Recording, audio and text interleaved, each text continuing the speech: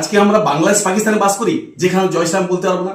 আজকে আমরা ভারতে বাস করেও জয় শ্রীরাম বলতে পারছি না। আজকে বারুইপুর স্কুলে একটা ছেলে যেখানে জয় শ্রীরাম বলেছে বলে তাকে এই জেহাদি বাচ্চারা বেধড়ক মেরেছে।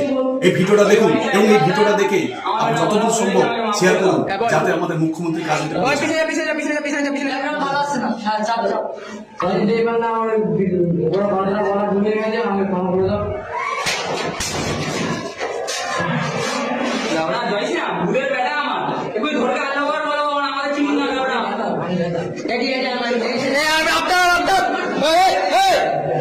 আর না বাবা